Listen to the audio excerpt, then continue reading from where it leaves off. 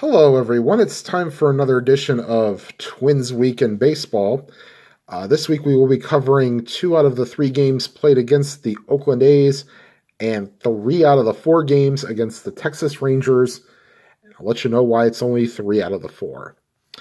All right, we'll start off with Game 82, which was Kendall Graveman against Ricky Nolasco. And we were scoreless into the bottom of the third. Nunez strikes out, but Joe Mauer with a one-out walk. He moves the third on a Miguel Sano single, and then Brian Dozier with his 38th RBI, an RBI single. That puts the Twins up 1-0. However, that lead would be short-lived. In the top half of the fourth, one-out single by Josh Reddick. He stole second, and then Danny Valencia with an RBI single ties the game at 1. The A's would move ahead in the top half of the fifth. One-out double by Yonder Alonso. And then he is brought home by Billy Burns with a RBI single. That made it 2-1. However, the Twins come back in the bottom half of the sixth. A leadoff home run by Eddie Rosario, his 5th of the year. That makes it 2-2. And then Centeno strikes out, but then Danny Santana with a single goes to third on a single by Eduardo Nunez. And then with 2 outs, Miguel Sano didn't hit for power, but did the right thing. Just laced a simple little single, and that made it 3-2 Twins. And that would have been off of Mark Sepchinski, the single by Sano. And then we go to the bottom half of the seventh with Liam Hendriks pitching, not very well. Kenny Vargas with a leadoff single. He goes to third on a Max Kepler double, and then Eddie Rosario doubles both of them home. Actually, that should be 3 RBIs on the day for Rosario. Solo home run and then the 2 runs. Yeah, so I'm going to have to do a little patchwork here. Let's see here. Rosario would score on a Centeno base hit. That made it 6-2. And that would be all the scoring for the Twins would get, but it would be enough. Top half of the 8th with Michael Tonkin pitching. Coco Crisp leadoff walk. 2 batters later, Jed Lowry with Josh Reddick with a 2-run bomb. That made it 6-4, but that would be as close as the A's would get. Brandon Kinsler pitches a scoreless 9th, and the Twins win 6-4. Graveman goes 5 1/3, gives up 3 runs in the loss. Ricky Nolasco went 7 innings, giving up 2 runs, and gets the win. All right, we move on to Game 83, and this was Sean Manaea against Tommy Malone, and this was a whole lot of A's. All right, we go to the top half of the third. Jake Smolinski with a leadoff single, then with a 2-out rally by the A's.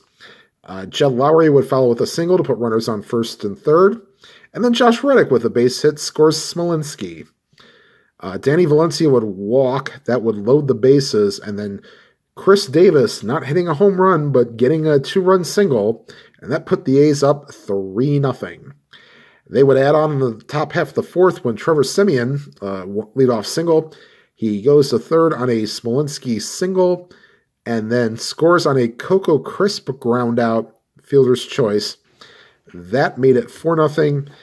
The Twins would get going in the bottom half of the fourth. Miguel Sano with his 15th home run of the year. Leadoff shot in the bottom half of the fourth. That made it 4-1, but once again, you couldn't keep a good man down. Malone's day would be pretty much done after these 3 batters. Let me get that in view. Valencia with a leadoff single. Davis with a double puts runners on second and third. Then a single by Billy Butler scores Valencia, and that would be it. And they would bring in Trevor Rogers. Now you get the next 2 batters out. but it's that third out that's always the hardest. And Matt McBride with a double scoring Davis, and that would make it 6-1. Let's see here. The Twins would score in the bottom half of the sixth. Once again, Miguel Sano, now his 16th home run of the year. That made it 6-2. They would score a run in the top half of the seventh off of Ryan Presley. Butler with a leadoff double. Then he would score on a McBride 2-out double. Actually, no, he got moved to third, then scores on a double. Same thing. Let's see here, and then that would be it. That would be 7-2. They tried to get a little closer. This was Patrick Schuster pitching. Got the first 2 outs on strikeouts, and then Sano and Dozier go back-to-back doubles, and actually they go back-to-back because Kenny Vargas also hit a double, and that puts 2 on the board. That made it 7-4. Then Fernando Abad came in. Yeah, let's go to that part of the score sheet.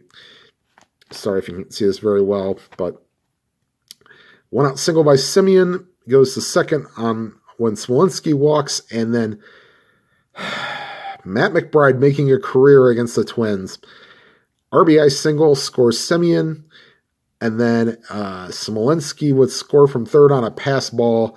That makes your final 9-4. Sean Manaea is your winner. He went 7 innings, giving up only 2 runs. And your loser is Tommy Malone. Now, Game 84 was played on the channel. Close game.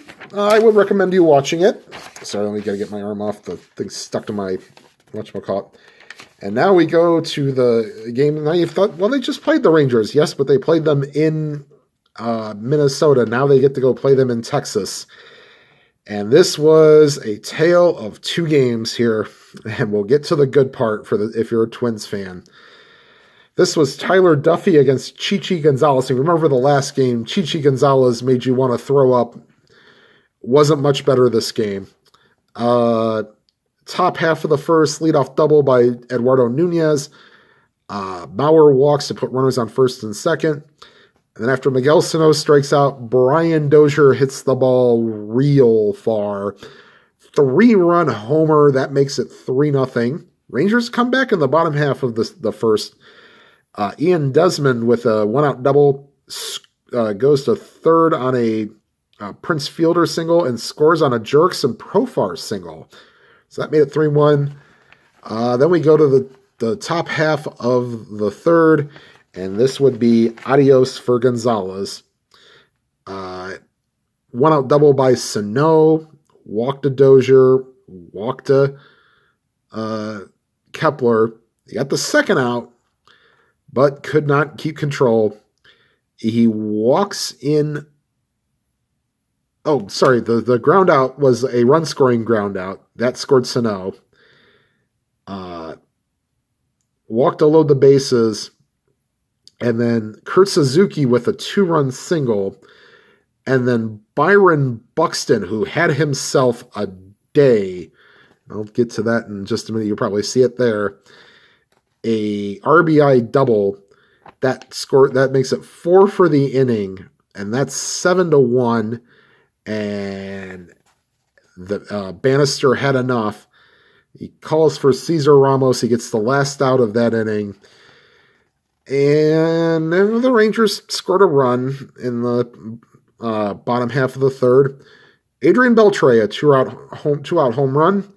That made it 7-2. However, Cesar Ramos would run into huge trouble. Trouble. All right, so the bottom half, or the top half of the fifth, leadoff walk to Grossman. Rosario strikes out for the first out, then goes to second on a Suzuki single, and then Byron Buxton, a 3-run Jimmy Jack. That makes it 10-2. They weren't done scoring in this inning. Nunez with a single following the home run, and then Joe Mauer goes deep. And once again, the manager comes out, the Bannister comes out and says, we're bringing on Tony Barnett. Tony Barnett does finish off the inning, but not until the Twins finished scoring 5. That made it 12-2. Let's see here. In the bottom half of the 6th. Yes. Ian Desmond, leadoff double, scores on a Prince Fielder single. That should be different numbering, but that's okay. That made it a paltry 12-3. 7th inning. Where do we get started? All right, so this was Sean Tollison. Just needed somebody to mop up. Buxton, final hit of the game, went 4 for 5, reached base 5 times in the game. Leadoff single, goes to second on a Nunez single, scores 2 batters later when Miguel Sano singles him home. Brian Dozier would double home Nunez. And then Kepler singles home Sano and Dozier. Yeah, that made it 16-3. Tonkin came in. He's not been very reliable. Desmond with a base hit. He was 3 for 4 on the day, so it wasn't his fault. And then Adrian Beltre, his second home run of the day, that made it 16-5. And just for fun, now this actually happened in the real game, so this is kind of how I got inspiration. Call-up Jared Hoying actually had pitched the 9th inning, and he did it in the real game too. So Twins win 16-5. Duffy goes 5 innings to get the win. Chichi Gonzalez gives up 7 runs and 2 2/3 for the loss. All right, now the other half of the extreme. Kyle Gibson against Cole Hamels. Now, you remember the last video that I actually did a full game, pretty much the same, except it was a little bit more of a blowout. All right, bottom half of the first inning, Gibson just didn't have it. Walked to Chu, goes to second on a error by Danny Santana, and then Rougned Odor with a 3-run homer to put the Rangers up 3-0. Boy, I'm getting a little punchy here. Twins would score half of their runs in this game in the top half of the second. Kenny Vargas, leadoff walk, goes to second on a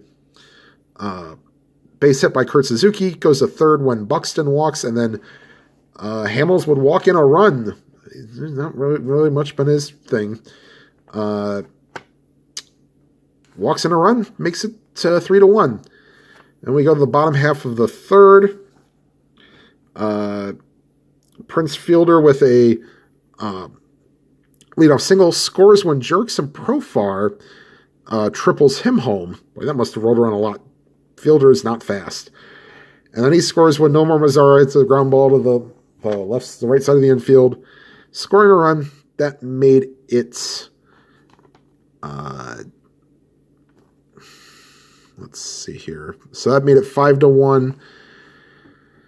Bottom half of the 4th inning. Sorry, this is going to be... I'm trying not to be too sighy here. Shin-Soo Choo leadoff single. Ian Desmond walk, and then Rougned Odor, his second home run of the day. 3-run jack. That's 6 RBIs for him so far. I don't know if he had any more. I didn't really count it up. But that's the 3 runs for that inning. That made it 8-1. They would score 2 more in the 6th. I guess we'll add another RBI on the day for Odor. Leadoff double by Chu. Ian Desmond follows with a double. And then Odor with his 7th RBI of the day doubles home Ian Desmond. Boy, have yourself a day, kid. The Twins scored 1 in the 8th off of Jose Leclerc. Leadoff double by Robbie Grossman, and then scores when Max Kepler singles him home. Lone bright spot. Yeah. And then, we'll, if you want to know the Twins' bottom of the 8th, Eddie Rosario came into the game. So much they wanted to save the pitching staff. One out double to Odor, and then Adrian Beltre doubles him home. That made it 11-2, and that's your final. Gibson gives up 8 runs in 4 innings.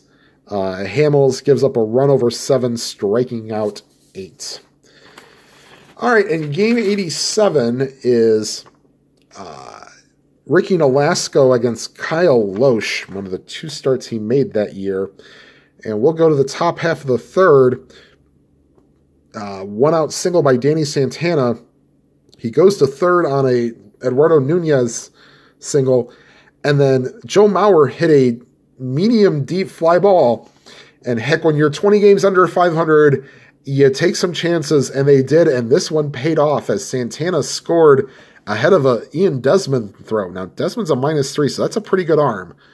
So, and then the bench got a little fired up because Miguel Sano hits his 17th home run of the year, a 2-run blast. That made it 3-0. They would add another run in the top half of the fourth. Kepler leadoff walk, goes to second on a Kenny Vargas single.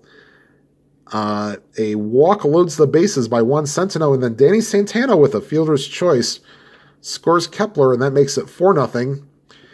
And that Loesch would go 5 innings, so the next one would be off of, it's Tony Barnett's responsibility. One out walk, or one out single to Danny Santana, goes to second on a single. Mauer walks to load the bases, and then Matt Bush uncorks a wild pitch before Sano fouls out, so that makes it 4-0. Or 5-0, sorry. And then Nolasco would meet his match in the bottom of the 7th. Tried to extend him a little bit. One out single by Nomar Mazara. Elvis Andrus doubles him to third. And then Robinson Chirinos with a 2-run double. That made it 5-2. And that would be it for Nolasco after that. 6 2/3, gave up the 2 runs. He would get the win, although there was a little bit of trepidation. Elvis Andrus with a 2-out solo home run against Brandon Kintzler. Then they put the tying run on base, or tying run to the plate, I should say, when Mitch Moreland singled, but Robinson Chirinos flied to right. Nolasco would get the win. Kintzler would get the save, and Kyle Loesch goes 5 innings, giving up 4 runs in the loss. Now, there is one more game left in this series, but it will be played on the channel in full. And then after that, actually, it's the All-Star break after that. Then I'll give you the real and, replay stats. And then the first games after the All-Star break is a three-game series against the Indians. I will play the third game of that series, which is Josh Tomlin against Kyle Gibson. And then after that is a 3-game set against the Tigers. I will play the second game of that series, Tommy Malone against Anibal Sanchez, on the channel as well. So those are the next 6 games, and the next 2 games I'll be playing on YouTube. And I know this recap's going to be a little long, so I'll cut it short here and just say, hope you are enjoying the games you are playing, and may your games be lively and your games be good. Have a good night, everybody.